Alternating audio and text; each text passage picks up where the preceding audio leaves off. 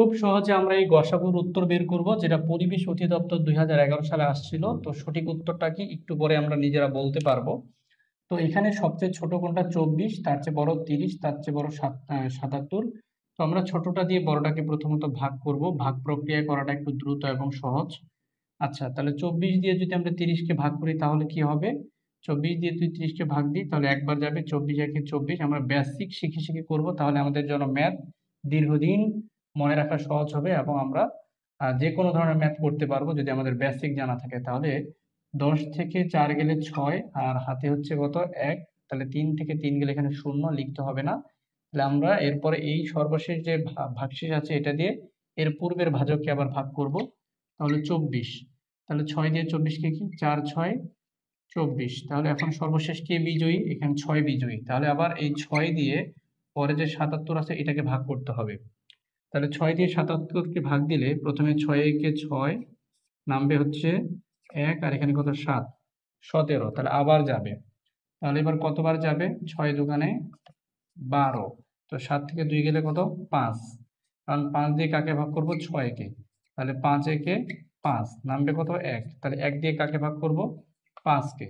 তাহলে 5 একে 5 0। অর্থাৎ নিয়মটা হচ্ছে কি, যে আমরা যে ভাজক দিয়ে ভাজককে ভাগ করব, ভাগ করার পরে যে ভাগশেষ আসবে সেটা দিয়ে আবার পূর্ববর্তী ভাজককে ভাগ, যে ভাগশেষ আসবে সেটা দিয়ে পূর্ববর্তী ভাজককে ভাগ, এবং সর্বশেষ যে ভাজক থাকবে সেটাই হচ্ছে উত্তর। তাহলে এখানকার উত্তর হচ্ছে 1। জব প্রত্যাশী বন্ধুরা, 0 2 3 এর গসাগু কত? বাংলাদেশ টেলিভিশন অফিস সহকারী 2021 সালে আসছে প্রশ্নটা। তো এইটা আমরা সমাধান করব এখন। তো শূন্য, শূন্যকে যদি আমরা শূন্যর উৎপাদক বের করতে চাই তাহলে শূন্যের সাথে কি 1 গুণ করলেও শূন্য হবে, 2 গুণ করলেও শূন্য হবে, 3 গুণ করলেও শূন্য হবে। তো এই জন্য আমরা শুধুমাত্র শূন্য গুণ হচ্ছে 1 দিয়ে রাখবো। এরপর 2, 2কে আমরা কিভাবে ভাঙতে পারি? তো 2 এর আমরা যদি লসাগু করি, আমরা মেইনলি কি করি? উৎপাদকে বিশ্লেষণ করলে এইভাবে ভাঙে ভাঙে ওই উৎপাদকগুলো বের করি। তাই 2 দিয়ে 2কে ভাগ দিলে কি হলো? 1। তাহলে তো আর নাই। তাহলে 2 গুণ 1। একই রকম ভাবে 3 এরও যদি আমরা ভেঙে লিখি, যে 3 3 দিয়ে 3কে ভাগ দিলে 1, তাহলে কি 3 সমান সমান সমান কি 3 গুণ হচ্ছে 1। তাহলে এখন এই যে 0 2 3 এর যে উৎপাদক আর বা গুণনীয়ক, এইগুলোর মধ্যে মিল কি আছে? সব জায়গায় মিল কি আছে? 1 আছে, 1 আছে, 1 আছে। তাহলে 0 2 3 এর সাধারণ গুণনীয়ক কত? 1। এখন সাগু সাধারণ গুণনীয়ক, এখন এই সাধারণ গুণনীয়কগুলোর মধ্যে বড় কে? একই বড়। তাহলে অতএব 0 2 3 এর গসাগু 1। যেহেতু এটাই সবচেয়ে বড়, তাহলে এখানকার সঠিক উত্তর হচ্ছে গ নাম্বার 1। এনএসআই অফিস সহকারী 2021 সালে ঠিক এই সহজ প্রশ্নটাই আসছিল, যেখানে বলা হয়েছে যে 15 25 এর গসাগু কত। অনেকেই এই জিনিসটা পারেনি, এটাই ঠিক। কারণ যারা গসাগু ভয় পায় তাদের জন্য এটা কঠিন জিনিস, কিন্তু যারা বুঝে তাদের জন্য খুবই সহজ।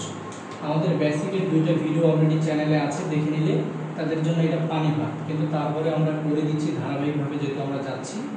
তো 15 এবং 25 এর গসাগু নির্ণয় করতে হলে আমাদেরকে যেটা করতে হবে, সহজ পদ্ধতি হলো ভাগ প্রক্রিয়া। আমরা এই 15 দিয়ে 25কে ভাগ করব, আমরা ছোটটা দিয়ে বড়টাকে ভাগ করব। তাহলে এখন 15 দিয়ে 25-এর মধ্যে কয়বার যায়? 15 দিয়ে 25-এর মধ্যে একবার যায়। তাহলে 15 একে 15 নামবে কত? 5 থেকে 5 গেলে 0, 2 থেকে 1 গেলে 2 থেকে 1 গেলে হচ্ছে 1। তাহলে এখন এখানে কত পেলাম আমরা? 10 পেলাম। তো নিয়মটা হচ্ছে ভাজক দিয়ে ভাজ্যকে ভাগ করার পরে যে ভাগশেষ আসবে সেটি হচ্ছে পরবর্তী ভাজকে পরিণত হবে, আর পূর্ববর্তী যে ভাজক সেটি ভাজ্যে পরিণত হবে। অর্থাৎ ভাগশেষ দিয়ে কি করতে হবে? পূর্ববর্তী ভাজককে আবার ভাগ করতে হবে।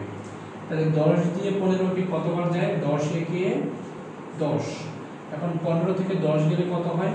5। আবার তাহলে একই রকম নিয়ম, 5 দিয়ে 10কে ভাগ করব। 5 দিয়ে যদি 10কে ভাগ করি তাহলে 5 দোকানে 10 0। তাহলে সর্বশেষ কি ভাজক টিকলো? 5। তাহলে এখানে উত্তর হচ্ছে কত? ক, অর্থাৎ 5।